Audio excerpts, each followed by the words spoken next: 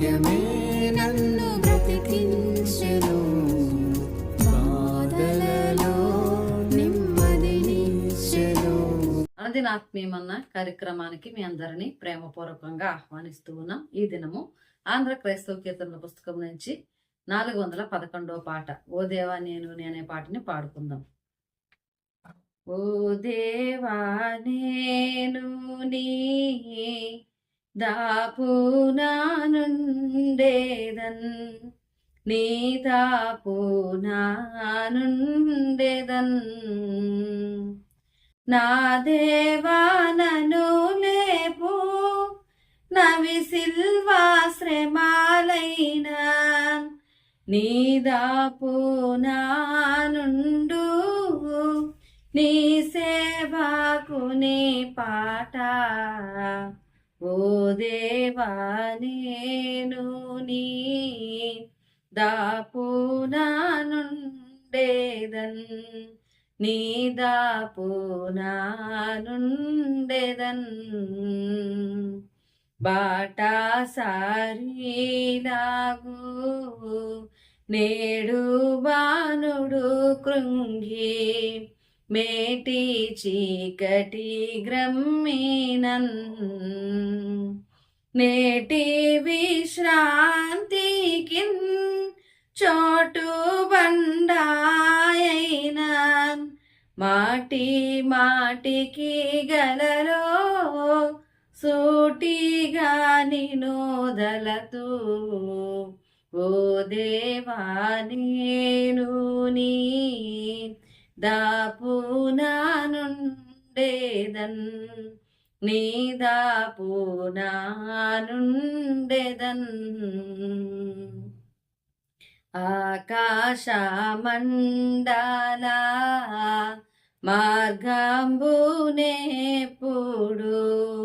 నాకీవు చూపించుమా.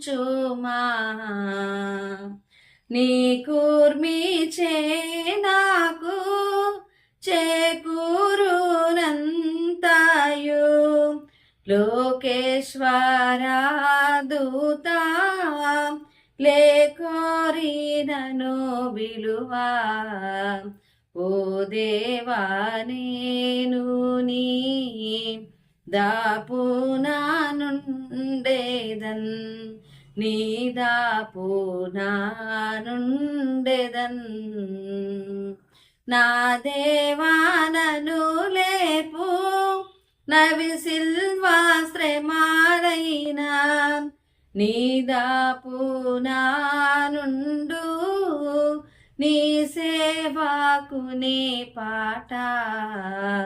ఓ దేవా నేను నీ దాపునా నుండేదన్, నీ దాపునా నుండేదన్.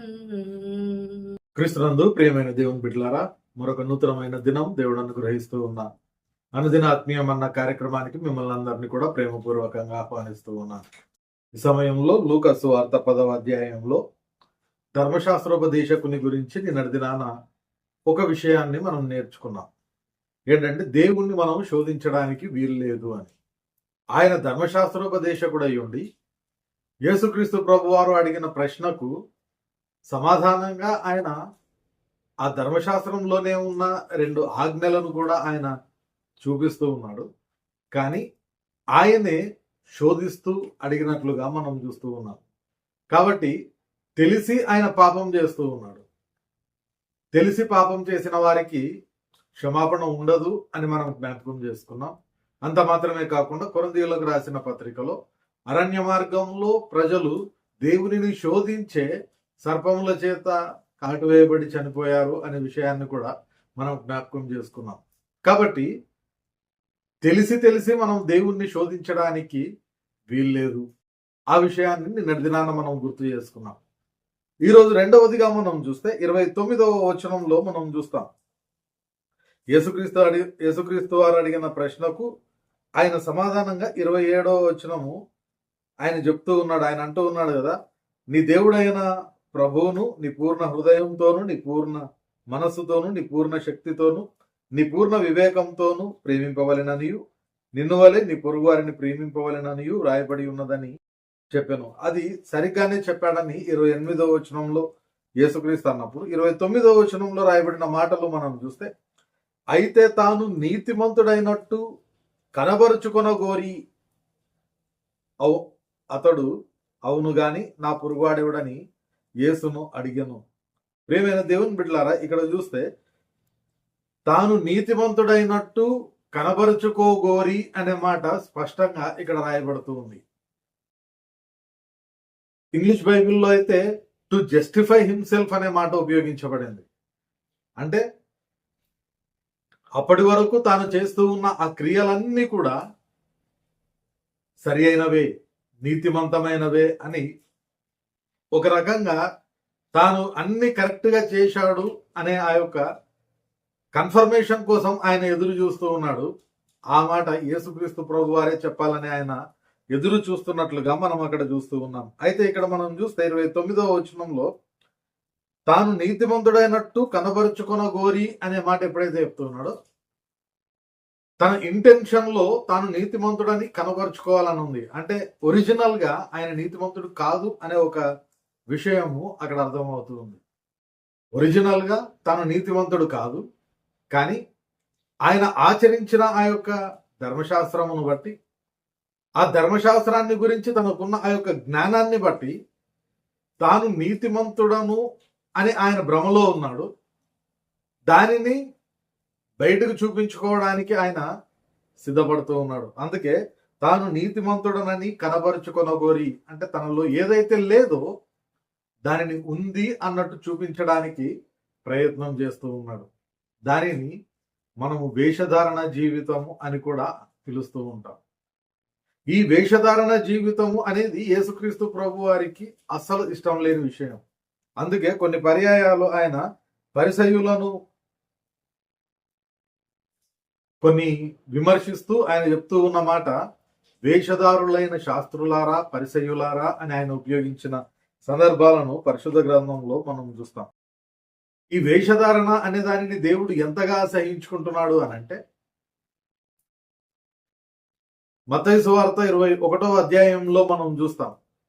ఆయన యెరూషలేములోనికి వచ్చి తర్వాత బయటికి వస్తూ ఉన్నప్పుడు ఆకులు కలిగిన అంజూరపు చెట్టును ఆయన చూసి దాని దగ్గర ఫలం ఏమైనా దొరుకునని ఆయన దగ్గరికి వచ్చినప్పుడు దాని మీద ఆకులు తప్ప ఫలములు ఆయనకు కనిపించలేదు. కాబట్టి ఆయన ఏం చేస్తున్నాడంటే, ఇక మీదట ఎన్నటికి నీ ఫలములు ఎవరును తినకుందరు గాక అని చెప్పించినప్పుడు తక్షణమే ఆ చెట్టు ఎండిపోయెను అనే మాటను బైబిల్ గ్రంథంలో మనం చూస్తాం. ఎందుకొరకు అది శపించబడుతుంది అని అంటే, ఆకులు ఉన్నప్పుడు తప్పకుండా కాయలు ఉండాలి. అది దేవుడు ఆ చెట్టుకు ఏర్పాటు చేసిన ఒక నియమం. ఇక్కడ అది దేవుని యొక్క నియమాన్ని ఉల్లంఘిస్తూ ఉంది. ఫలములు లేకపోయినప్పటికీ కూడా ఆకులు కలిగి అందరినీ కూడా ఆకర్షించి మోసం చేస్తూ ఉంది. కాబట్టి ఆ వేషధారణ అనేది ఎప్పుడైతే మనం చేస్తూ ఉంటామో దేవుని యొక్క నియమాన్ని మనకు తెలియకుండానే ఉల్లంఘించిన వాళ్ళం అవుతాం. కాబట్టి ఇక్కడ ఈ వ్యక్తిని మనం చూస్తే 29వ వచనంలో తాను నీతిమంతుడైనట్టు కనబరుచుకొనగోరి అనే మాటను మనం చూస్తూ ఉన్నాం. కాబట్టి మనలో ఏది లేదో అది ఉందన్నట్టు మనం చూపించుకోవడానికి వీల్లేదు. మనలో ఏవి ఉన్నాయో అవి దేవునికి అనుకూలమైన లక్షణాలైతే దినదినము వాటిని మనము బలపరుచుకోవాలి, స్థిరపరుచుకోవాలి. దేవునికి వ్యతిరేకమైనవి ఏవైతే మనలో ఉన్నాయో వాటిని దినదినము మనం తీసివేసుకుంటూ మనల్ని మనము యేసుక్రీస్తు యొక్క సమరూపంలోనికి మార్చుకోవడానికి ప్రయత్నం చేయాలి. అంతే తప్ప లేనివి ఉన్నట్టు మనం ఒకవేళ చూపించుకోవడానికి ప్రయత్నం చేస్తే మనము కూడా వేషధారణ జీవితం జీవిస్తూ ఉన్న వాళ్ళం అవుతూ ఉంటాం. దానిని బట్టి దేవుని యొక్క శాపానికే గురి అవుతాం తప్ప ఏ విధమైన ప్రయోజనము మనకు గాని దేవునికి గాని సమాజానికి గాని ఉండదు. కాబట్టి రెండవది, వేషధారణ జీవితాన్ని మనం జీవించడానికి వీలు లేదని ఆ ధర్మశాస్త్రోపదేశకుని ద్వారా మనం నేర్చుకుంటూ ఉన్నాం. చివరిదిగా మనం జ్ఞాపకం చేసుకుంటే, ఆయన యేసుక్రీస్తు ప్రభు వారిని శోధించుచు అడిగినప్పుడు ఆయన యొక్క ఉద్దేశము యేసుక్రీస్తు ప్రభు వారికి తెలిసినప్పటికీ ఎందుకొరకు ఆయనను శపించకుండా, దూషించకుండా ఆయన అడిగిన ప్రశ్నలకు సమాధానం చెప్తూ ఉన్నాడు అని అంటే, అది ఒకవేళ వింటే ఆయనకు మారు మనసు కలిగి ఒక ఆత్మ రక్షింపబడుతుంది, లేకపోతే కూడా తన చుట్టూ ఉన్న వాళ్ళందరూ కూడా దానిని వింటారు. ఆ మాటలు ఎవరికైనా ఉపయోగపడతాయి. ఈ దినాన మనకు కూడా ఆ మాటలు ఉపయోగపడతాయి. మనం ఎలాంటి జీవితం జీవించాలి, దేవుని యొక్క రాజ్యాన్ని స్వతంత్రించుకోవాలి అనంటే మనం ఏం చేయాలి అనంటే, ఇక్కడ యేసుక్రీస్తు ప్రభువారు ధర్మశాస్త్రోపదేశకునికి చెప్పినట్లుగా మనము మన పొరుగు వారిని ప్రేమించబద్దులమై ఉన్నాము. యోహాను రాసిన పత్రికలో మనం చూస్తే, మనము మన సహోదరుణ్ణి ప్రేమించలేకపోతే, ఎందుకంటే మన సహోదరుడు మన కంటికి కనిపిస్తూ ఉన్నాడు, కంటికి కనిపించే మన సహోదరుణ్ణి మనము ప్రేమించలేకపోతే కనిపించని దేవుణ్ణి ఏ విధంగా మనము ప్రేమించగలము అని యోహాను భక్తుడు మనల్ని ప్రశ్నిస్తూ ఉన్నాడు. అంత మాత్రమే కాకుండా మన సహోదరులను మనం ఒకవేళ ప్రేమించలేకపోతే మనము నరహంతకులము అని కూడా ఆయన యోహాను తన పత్రికలో తెలియజేస్తూ ఉన్నారు. కాబట్టి క్రైస్తవులుగా, విశ్వాసులుగా, క్రీస్తును సొంత రక్షకునిగా అంగీకరించిన వాళ్ళంగా మనము చేయవలసిన పని ఏంటి అనంటే, మన పొరుగు వారిని అందరినీ కూడా మనము ప్రేమింపబద్దులమై ఉన్నాం. ఎప్పుడైతే ప్రేమిస్తామో అప్పుడే దేవుని యొక్క రాజ్యమును మనం స్వతంత్రించుకునే వాళ్ళుగా ఉంటాం. కయ్యనును దేవుడు అదే ప్రశ్న అడుగుతూ ఉన్నాడు, నీ సహోదరుడు ఎక్కడా అని అంటే, కయ్యను అంటూ ఉన్న మాట, నేను నా సహోదరునికి కావలివాడనా అని అంటూ ఉన్నాడు. ఆ ప్రశ్న ఎప్పుడైతే వేస్తూ ఉన్నాడో ఆయన శపింపబడిన వాడుగా మనం చూస్తాం. కాబట్టి మన సహోదరులందరినీ కూడా మనము ప్రేమించడానికి ప్రయత్నం చేయాలి.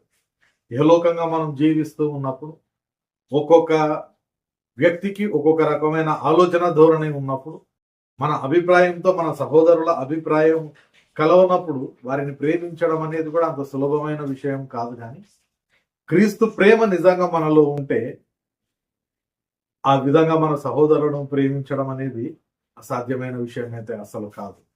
కాబట్టి ఈ మాటలను మనం జ్ఞాపకం చేసుకుంటాం. నేటి దినాన ఆయన ద్వారా 2 విషయాలు చూసుకొని మనం ముగించుకుంటూ ఉన్నాం. వేషధారణ జీవితం జీవించడానికి వీల్లేదు. ఖచ్చితంగా మన సహోదరులను మనము ప్రేమించాలి, మన పొరుగు వారిని మనము ప్రేమించాలి. పొరుగు వారు ఎవరు అనంటే, కనిపించే వాళ్ళు మాత్రమే కాకుండా మనకు పరిచయం లేకపోయినా అవసరతలో ఉన్న వాళ్ళు మనకు కనిపించినప్పుడు వారి పట్ల దైవికమైన ప్రేమను మనం ఎప్పుడైతే చూపిస్తామో అప్పుడే దేవుని యొక్క రాజ్యాన్ని మనము స్వతంత్రించుకునే వాళ్ళుగా ఉంటాం. దేవుడి కొద్ది మాటలు దీవించును గాక. ప్రార్థన చేసుకుందాం. పరిశుద్ధుడైన దేవా, ప్రేమగల మా తండ్రి, మరొక పర్యాయం నేటి దినాన ప్రభువా ధర్మశాస్త్రోపదేశకుని ద్వారా మాతో మాట్లాడి, ప్రభువా ఆయన కలిగి ఉన్న వేషధారణ జీవితాన్ని మేము త్యజించడానికి, ఆయనకు మీరు నేర్పించిన విధంగా ప్రభువా మా పొరుగు వారిని మేము ప్రేమించడానికి మీ కృప మాకు దయచేయమని వేడుకుంటూ, వినిన ప్రతి వారి హృదయంలో ఈ వాక్యంను మీరే నాటి భద్రపరచు ఫలింపజేయమని, మరి ప్రత్యేకంగా దినమంతా మా పనుల్లో మీరు తోడుగా ఉండి క్షేమకరంగా విజయవంతంగా ముగించుకొని, నిశ్చితమైతే ప్రభువా మేమందరం రేపటి దినాన నీవు అనుగ్రహించే అనుదిన ఆత్మీయమన్న భుజించు కృపను మాకందరికి దయచేయమని యేసు పరిశుద్ధ నామమున ప్రార్థిస్తున్నాం తండ్రి. ఆమేన్. తండ్రి, కుమార, పరిశుద్ధాత్మ త్రియేక దేవుని సకల దీవెనలు సదాకాలం మనకందరికి తోడయ్యుండి నడిపించును గాక. ఆమేన్.